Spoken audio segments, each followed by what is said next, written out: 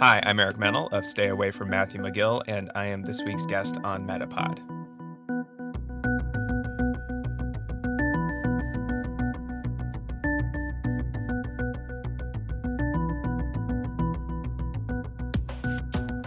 You're listening to MetaPod, where we unpack the web's most interesting podcasts and the stories behind them, hosted by Wendy Morrill and Kevin May.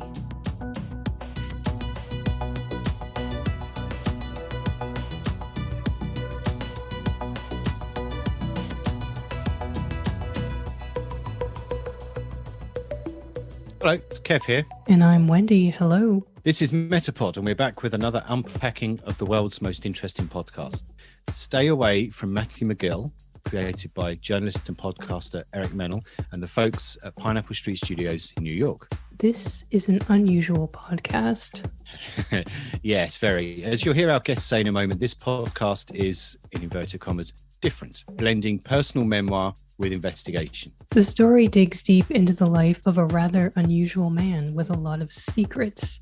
Secrets that he left behind in a box. However, it also exposes another guy, someone who is perhaps a lot like the rest of us in ways that we might not want to admit. Yeah, Stay Away From Matthew MaGill is the story told by Eric Mennel, an award-winning journalist and senior producer at Pineapple Street Studios. Eric has worked on This American Life, 99% Invisible, Criminal, and many, many other shows. We talked to Eric about the box that Matthew McGill left behind and the research that Eric did based on what he found in the box. Eric managed to sketch a portrait of a man that lived an extraordinary life, yet died alone. And perhaps most importantly, Eric explores the question of how people earn the reputation as someone to stay away from. Okay, we'll be back very shortly, but for now, let's start the tape.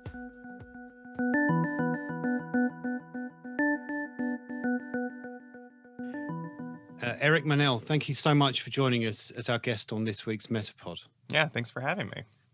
Okay, before we dive in with our questions, I thought it'd be useful for us to get a sense of what you think the podcast is, because I think people would probably get different things from it from many other people. So, but from your perspective, just a couple of minutes, just describe what the podcast is. Yeah, so the show is largely about a box of material that I was given about 5 years ago by the father of a friend. And it was a box that belonged to a man named Matthew MaGill. He was sort of this town pariah in this very small town on the Florida-Georgia border. And nobody liked him. He was just like, he was kind of a bad salesman at a plant shop. He didn't have many, if any, friends. But he told a lot of tall tales about his past, things that seemed fairly impossible. Things like that he had been an actor, that he had been married to a famous actress, that his sister was a gold medalist in the Olympics. Things that just didn't make sense for this strange dude in this very small town. And then when he died several years ago, he left behind this box of material, and digging through it, it becomes clear that a lot of his stories were in fact true. He had come from a rather spectacular past, which I found very intriguing and seemed like it could be a good podcast when I heard about it. I was like, wow, fascinating. So I just started digging. I just started digging into this guy's past and trying to find people who knew him, and initially just trying to understand what happened. Like, what happened to this guy? How did he go from a life of luxury and privilege and wealth to dying alone in the woods in South Georgia? You know, along the way, the questions I was asking about him, they just became a little entangled with things that were going on in my own life. It was a rather stressful time for me and my family, and a lot of the questions I was asking about Matthew MaGill and his relationship with his family and how he became so estranged from them really resonated. And so the show is largely about the journey that I go on to like reconnect with my family, or with the help of Matthew MaGill's box. So I'm quite curious on this. How do you want people to feel after listening to Stay Away From Matthew MaGill? So that's the first part. Yeah. How do I want people to feel? Like it was a good use of their time is probably where I would start.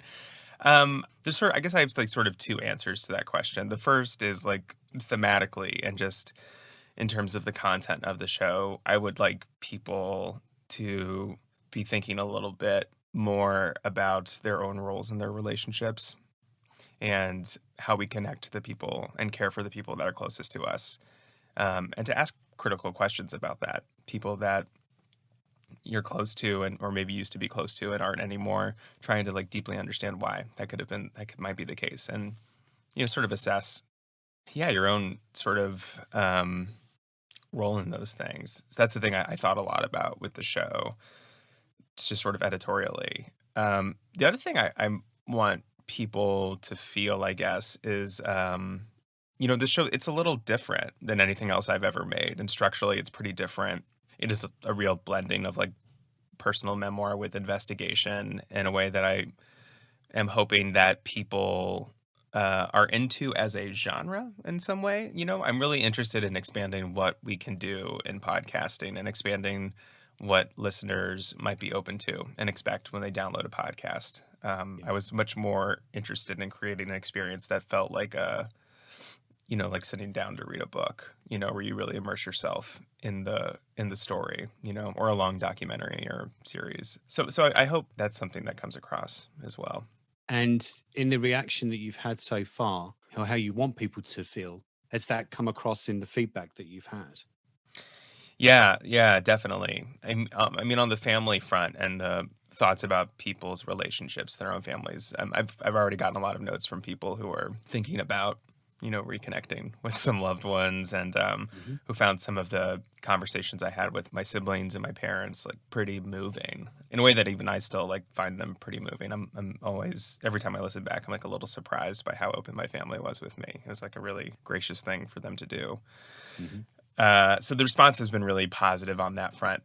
And even people who were tangentially related to the show where I interviewed at one point listened and like have been really like pleasantly surprised by how the whole thing has gone. Okay. Eric, were all of the answers to your questions about Matthew MaGill in the box? Good question. I think initially I'd hoped they would be, for sure. A lot of what I was initially trying to figure out was just whether or not his stories were true.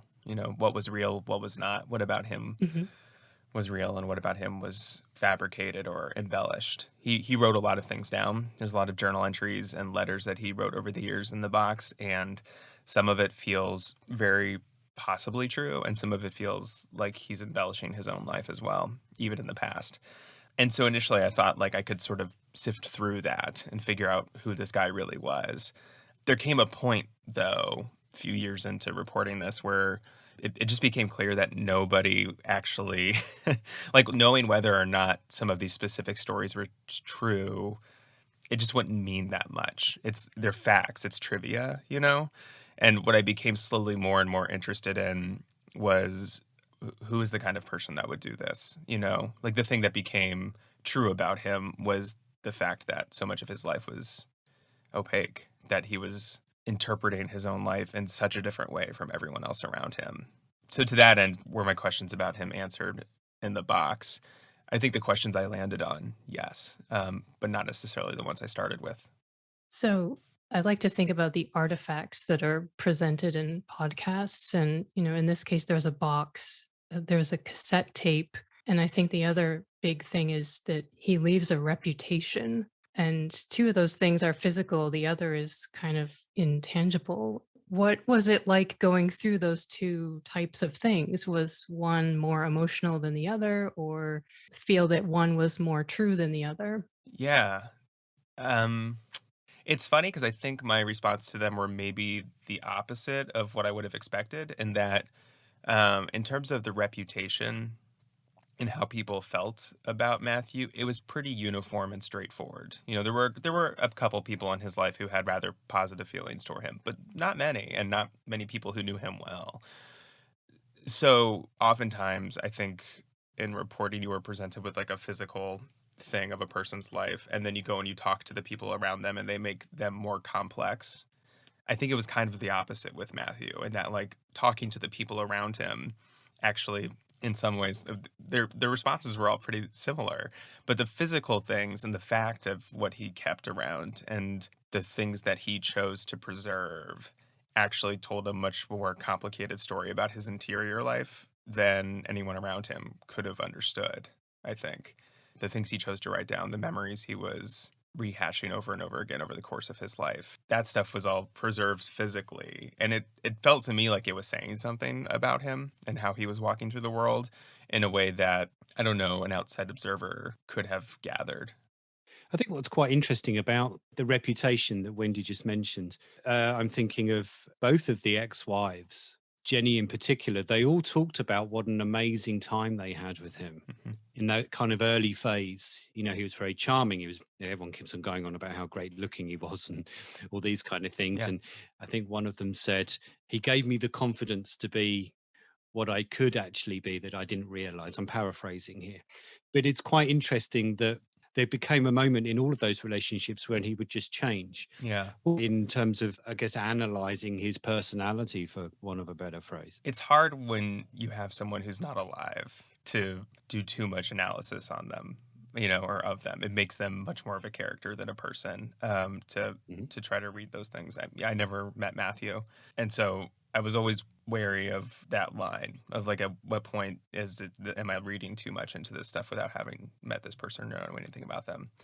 So that's something I thought about a lot. Similarly, these patterns that he exhibited his entire life, going back to when he was even a child. And I'm not a doctor, and I didn't think it was like totally responsible to try to consult a psychologist on this person based solely on his writings and interviews I had done. But what I can do is point out the things that have happened. And, people will draw conclusions from that about what that may or may not mean. But you're right. Over the course of his life, many, many times with many, many different people, particularly with the women in his life, he was handsome and inspiring and really incredible for a time in a way that those people still retain fond memories of him. And then something would shift. That pattern is, I think, one a lot of people may recognize in people in their own lives. I think it's actually a thing that's not so uncommon, that folks who need some sort of control are pretty good at getting people close to them and then asserting that control. And I think that's the thing that Matthew did a lot. I think there's an assumption in the story that it's wrong or bad to end up with no family, friends, and money. I'm wondering, why does that bother people so much? I realize I must sound like a really dark person for asking that question.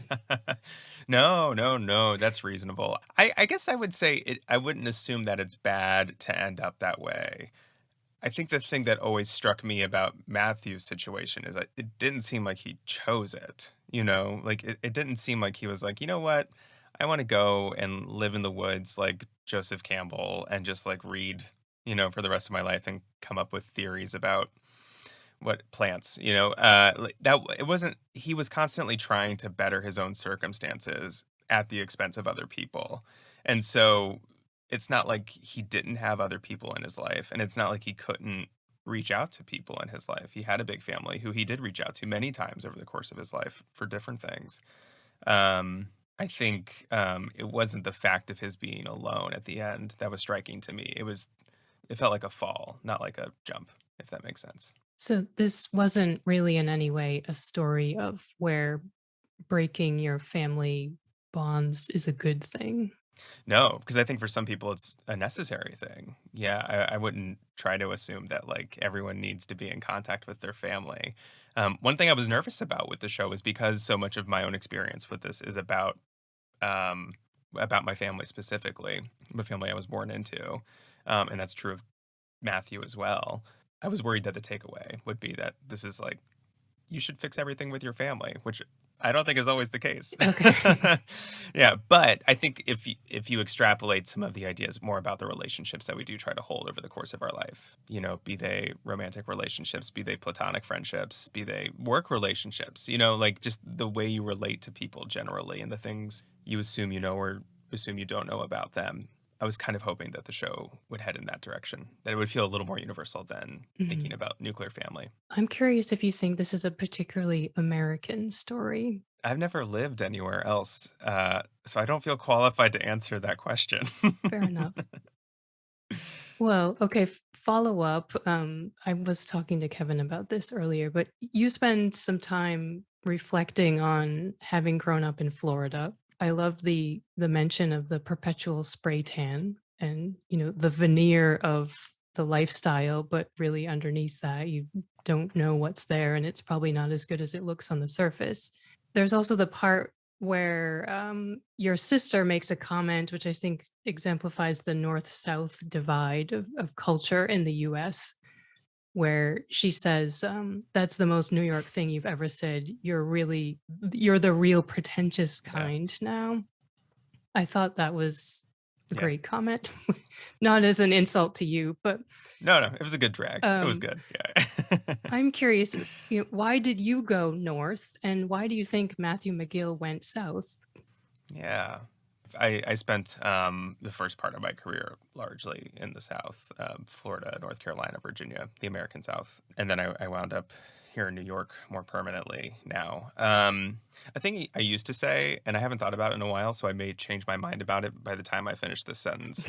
But a thing I used to say was that like people up north are constantly thinking about where they're going, and people from the American South are thinking about where they come from in slightly different ways. Like there's a slightly different, which is not to say that like, the Northeast corridor is not obsessed with like the past, like colonial history is massive in the, Sure. I think in South there was like a greater sense of community and stability and being rooted in a place. And I think there's much more mobility up at least in the urban centers, of the North. And so I think like in terms of why I chose to go north and why Matthew chose to go south, I think it was easier for Matthew to disappear down south. It was a place where he had the space physically to just, trot along and restart every time he needed to restart. I was like, it's also a thing he could probably do a lot easier in the 80s than he can do now. Right. Yeah. Good point. And why I chose to go north, I don't know. I've always just followed work. My problem is I'm like obsessed with work. I'm a real like unhealthy workaholic, and so like wherever the good job is, I'm just like a nomad. I'm like a podcast nomad. I don't feel like I need to be in New York. I just am. What would your family say about why you went north? Maybe that's another way to answer it. That's a good question. I think they would say that that it was probably mostly career driven, in the sense that there would be like a little more upward mobility. Yeah. I think, which is not like a super like emotional or sexy answer, but it's just like there's just more opportunity for what I wanted to do. I wanted to work in TV for a long time, and there's just like the Home Shopping Network is like based near where I grew up, so I guess I could have done that, but like mostly, You still can. I guess I still can. Yeah. Life is long. Yeah, it just I don't know. It was just I think there's some people who wind up in New York City in particular who like have a very fanciful idea of what it's going to be, and they think it's like an artist's life where you think it'll like change something for you. And I never had that. It's just like there's some invisible magnet that is like drawing me here, and I've lived here like 3 different times now for different stretches, and I keep coming back. And Okay. yeah. Eric, how did you persuade every member of your family to agree to expose their personal stories in such a way? I didn't have to persuade them. I think. Okay. Yeah, it was actually pretty simple. Like I asked once, and they were like, "Okay." Sorry, just on that then. So what did you say? Look, I'm creating a podcast about this box, this guy, and he had all these tall stories and et cetera, but I've recognized that my own relationships with you lot have been straight. I mean, I can't get my head around how you would come up with the premise for what you were trying to do, let alone then say to them, look, I'm now going to give you the microphone and we're going to expose everything. Yeah. Well, to my family's credit, they've like always been incredibly supportive of my work and career. Like I think they are my biggest fans in a way that's always been really helpful. Well, your sister was desperate for you to interview her. Yeah, as I know. She says at the beginning of the show. I know. She was just jealous, kid. Yeah, so they've always been really supportive, and I think they've listened to my stuff and they kind of know what kind of stuff I like to make. And so they weren't like shocked by the request, I don't think. Why they said yes to doing it, my assumption has always been that like they wanted to talk and nobody in my family ever asked questions. Like, we didn't eat dinner at the table growing up. We like didn't go on like a ton of family vacations that weren't to where other family already lived. We didn't like go on. So we just never were a family that had built-in opportunities to have big discussions about what we were thinking or feeling or what our relationships were like. Mhm. And so strangely, I think like by giving them the opportunity to talk and by like actually just being interested in their own experiences, like they were mostly pretty eager. My mom was most nervous, and that was because my relationship with her was Yeah. most complicated heading into that. But generally speaking, everyone was very game. It's interesting though, because it's quite a leap from all sitting around and finally discussing perhaps some of the issues that you've had to, okay, I'm going to record it and then I'm going to turn it into a podcast that's going to go out on this well-known podcast network, and I may actually end up being interviewed about it. Do you know what I mean? It's Totally. quite a stretch. Weirdly, I think it's because they've heard me do my work Okay. more than we've had any experience having these conversations. So I think like formalizing it like made it seem normal, which is even though it's like incredibly not normal this thing, but it was maybe more normal for me to ask questions with a microphone and headphones on. Yeah, it made it more of an event. We still talk about it like the summer of 19, or it's just like when we had all those conversations, it felt like a real moment. I didn't wind up leaving this piece of tape in, but there's one moment at the very end of the conversation where my sister just shouts like, does anybody else feel like they've just been in a fever dream? Like, this is the weirdest week of my life. I think people often want to talk more than they let on. Not everyone. It's interesting because the reason that it works is because they all agree to participate. What would you have done if, say, your father or your brother or your sister or your mother just said, look, this is just either too intense, too weird, I'm not ready for this? Would it have worked? I don't know. It would depend on how those other conversations went and what came out of them. I didn't go into those conversations knowing that this would be the podcast. I had no idea what was going to happen in those conversations. And I had been sitting on this Matthew MaGill stuff for 4 years at that point. 3 or 4 years. Yeah. And I didn't know what to do with it. And it wasn't like I was trying to save it.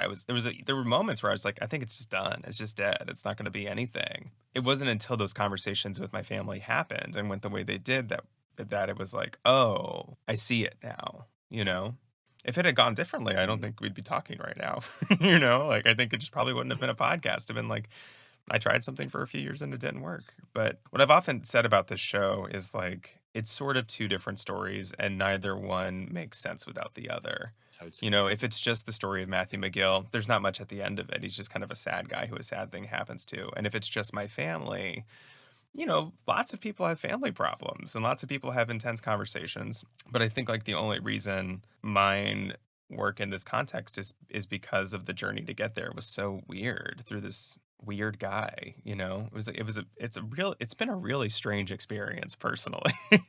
And I think that's why they worked ultimately. Okay, well, you've obviously led us to the question, which has been the strangest part of the whole process For me? Yeah. Yeah. What's been the strangest part of the whole process? I think particularly with my siblings, but with my family generally, they have such richer interior lives than I realized. They have such bigger thoughts and feelings. Like when you know someone, you think you know them, and I grew up with these people. It was like a weird childhood, but it wasn't like particularly bad or, there was nothing like particularly estranged about growing up. We all slept under the same roof. So you feel like you know someone. And then some of the stuff my sister expresses in my interview with her, she talks about these feelings of not wanting to wake up and not wanting to exist. And like I've had those feelings, It truly never occurred to me that she could have them too. It just seemed beyond what I knew of her experience. And so like that I just see my family so differently than I did a couple of years ago. They're just fuller people to me than I think they were. And I didn't realize that at the time, but now I think I do. I think I've read a comment you've made that you're always interested in stories that have one foot in the past and one foot in the present. And I think this probably has to do with some other work that you've done. But I feel like Matthew McGill's story has quite a lot of things that people could learn from, how he ended up treating women in his life or, family, his own daughters. Do we ever learn from the past? Or are these just continuing mistakes that we all will always make, no matter how many podcasts we do about them? Are you asking if people will ever stop fighting with their family? I don't think so. I've done I've worked on a few different shows that have like a sort of history bent to them, like much more standard like history podcasts. And then, yeah, most of my personal work has had some sort of like historical bent to it as well, even if like a little more tangential. I think like the past is a great tool for learning and correcting one's mistakes or avoiding mistakes. But it's also maybe equally, if not a better tool for empathy and for just feeling less alone in those mistakes. Like, I don't know what life would be if we weren't messing up all the time. I don't know what it'd be like to be a human who isn't like constantly stumbling around and like bumping into people and accidentally knocking them over or falling over yourself. I don't think any number of books I could read about the past would tell me how to not do those things and make me not do them. But it would make me feel a little less like I'm a weirdo for having that experience, which I felt with this show too, for sure. It was a little bit less like learning about a guy who screwed up with his family, so I won't screw up with my own family, and a little more like, oh yeah, you can be from the richest family in America. You can be from a rather poor family in America. You can be from Long Island, or you can be from Florida, whatever. And still caring for people is hard, and like caring for yourself is hard, and letting people care for you is hard.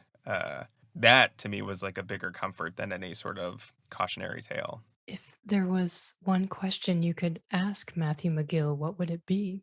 I don't think I would get an honest answer to any big question. So I think but I did hear one story about him that's not in the show. That if I could get one true answer from him, the thing I would most want to know is he had this dog. It was like a Airedale in the late 80s, early 90s that he claimed had been rescued from the ocean by a Navy ship, pulled ashore, featured on CNN, and then he adopted the dog. He did have this dog for years. It followed him around everywhere off leash. There's lots of pictures with him, with the dog. His name was Smitty. And everyone heard some version of this origin story of the dog that it was like pulled out of the ocean. It's really sad at the end of his life when Smitty died. Matthew was so close to him. He like took him to the beach where he claimed he had found him, and he got the drugs to put him down from the vet and did it himself, like on the beach, in a really like powerful scene and moment. But I've always wondered, like, if he just found that dog on the road or not. Like it's actually, I think I would just pick one story, one silly story, and be like, is that one true? Because I don't think anything he would tell me would be like that honest or revealing. So I guess I would just want to know if where that dog came from. There's a lot of dogs in this show. I got really into it. Yeah. Just on that particular subject, is there anything in the stories that he told people that you just thought, this is just crazy, that did turn out to be true? Which was the wildest of the tales that he told that did turn out to be true, do you think? The fact that he was an actor, like he actually was in a soap opera, was very surprising to me. That one, I thought like maybe he did like some modeling shoots, but never was in anything. But he was in fact an actor. One of his brothers had also been a model for a Pepsi commercial. That was actually really surprising to me. And then meeting his first wife, Jenny, who's just like an incredible person. I found her like one of the more surprising things as well. It's just like, whoa, like you wound up with Matthew McGill. you're so cool. Yeah, so I think it was probably that early life, that time in New York he spent in the 60s and 70s. What has the feedback been of your extended family? I guess I mean by that, you probably know what your immediate family thinks about the podcast, but do they receive feedback from their friends or other family members, if that makes sense? Yeah. I've had a couple cousins listen who have like been really surprised to learn some of the stuff, but also found it like very moving. Mhm. I've heard a lot more, honestly, from Matthew MaGill's extended family who've reached out since Okay. and have really liked the show. A lot of them actually didn't know much about his life because he disappeared for so long. And they've come with their own stories and like more information about his past, and it all fits the patterns. Different versions of the same thing. But some of that has actually been some of the more moving stuff, some of the reconnections that have happened in Matthew MaGill's family's life as a result of the show. Okay. I'd like to go back to we discussed a little while ago, Eric, about how you persuaded the family to sit down and do your kind of clear the air conversation.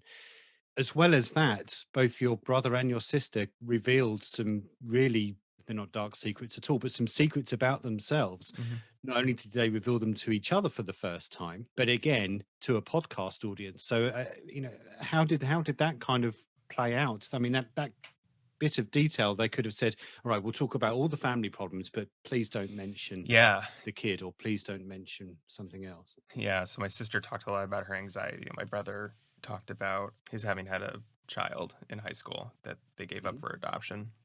Similarly to what I said before, I asked them about this. I mean, what they both said was like, I want to talk about this stuff. Like those kinds of secrets, they just eat at you.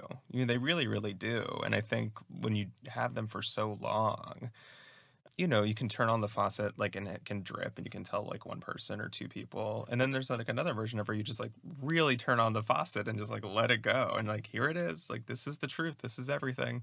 But on that, it's quite remarkable that they all decided to tell these details all at the same time. It's almost like there's this kind of confluence of Eric wants to get us all together. We all recognize that we've had some issues as a family. And, maybe now it's the time that we all kind of share some of our secrets with everybody in the family at the same time. It's just interesting that they all did come together at the same time. Right? Yeah. No, it is remarkable. And like the fact of it, and then also the things they shared specifically. Every interview, I walked away more surprised by what had happened, because I thought, I don't know, maybe one of these will be helpful for us as a family, or maybe I'll learn something new.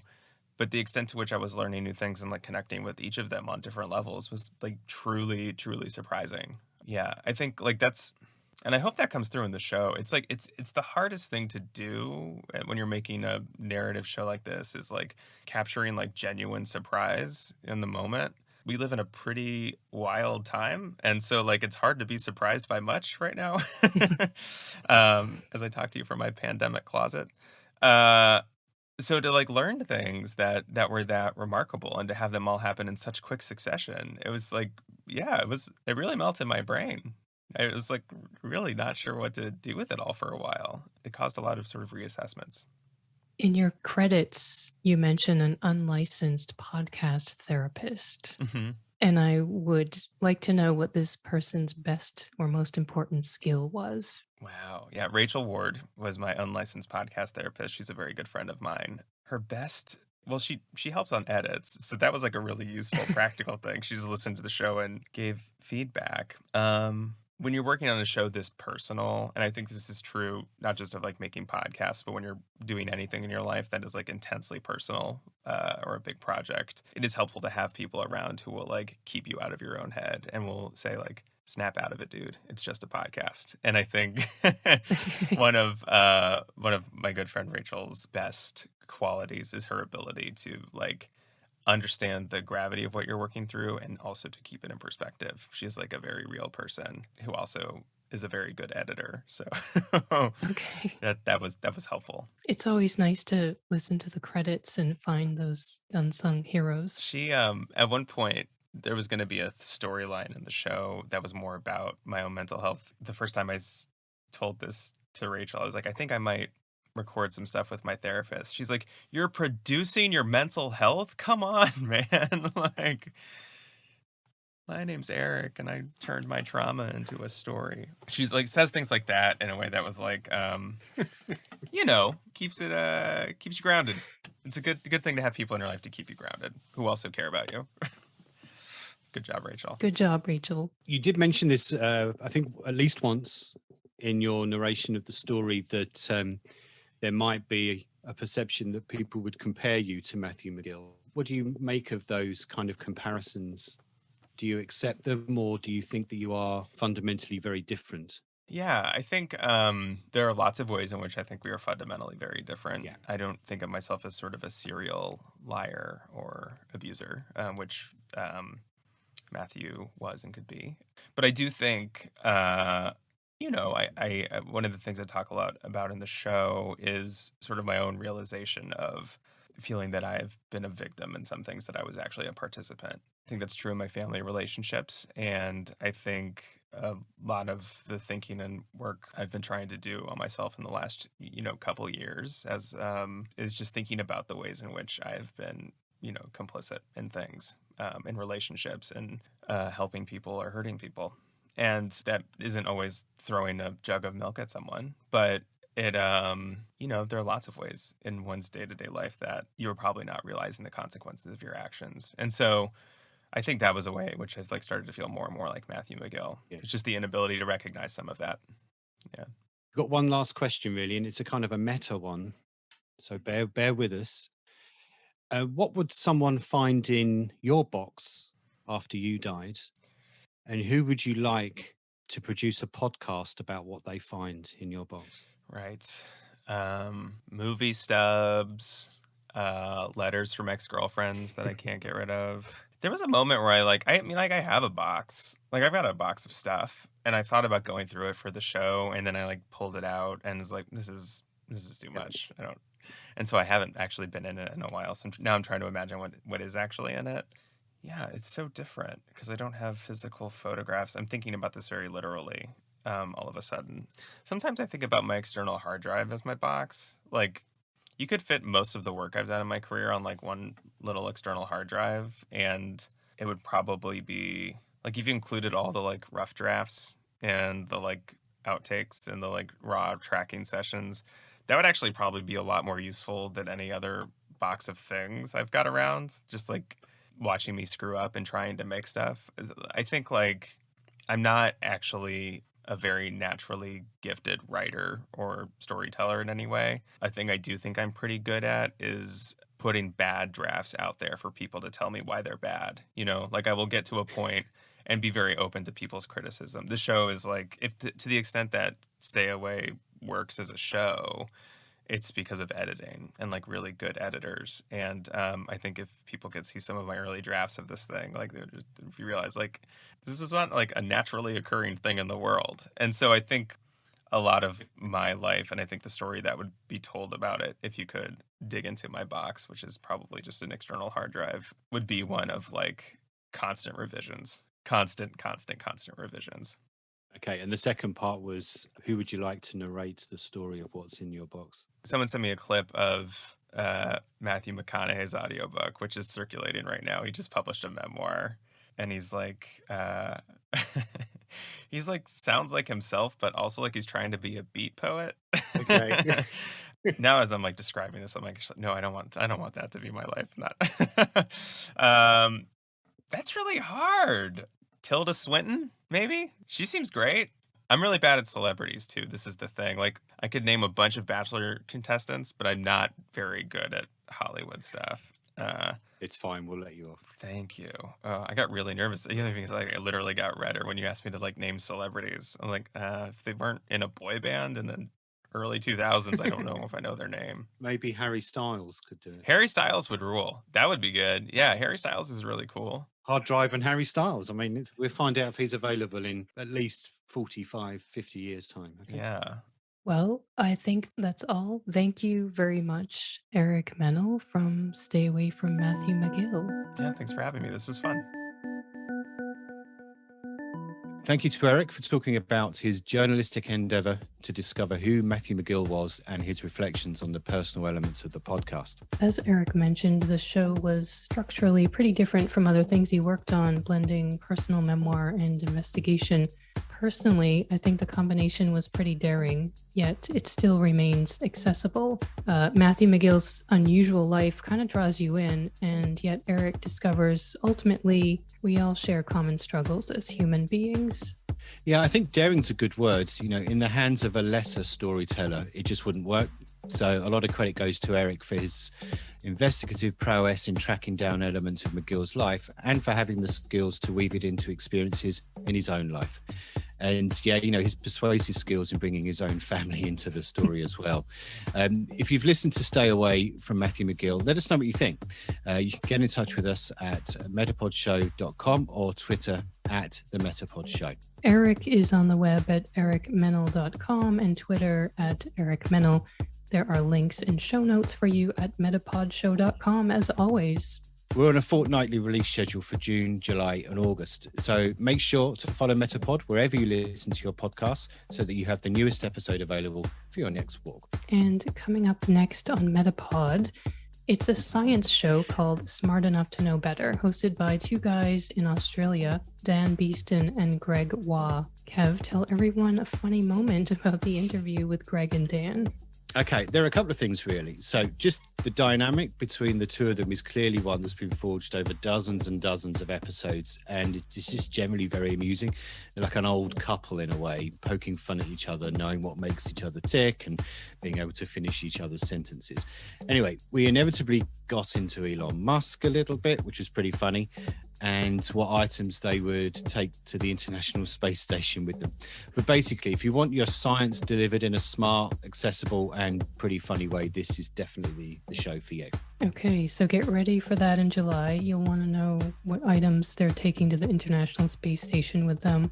But until then, go and follow us on Apple Podcasts so that you don't forget. And while you're there, drop us some stars. So I think that's it for now. Yeah, we'll see you next time. That's a fortnight's time, and that's 2 weeks for the American listeners. As I discovered recently, when my US comrades on the day job looked at me blankly when I suggested we do something in a fortnight, I'm guessing we need to get a guest on about the origins of words. Okay, Kev, whatever you say. Your US comrades don't say, "Why don't you call us comrades?" See you all next time. Okay, cheerio.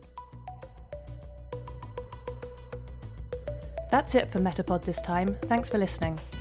Metapod will be back soon with another unpacking of the web's most interesting podcasts.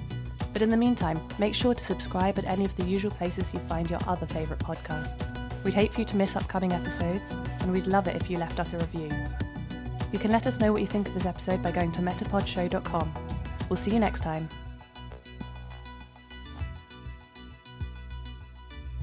Metapod is produced by Wendy Morrell and Kevin May.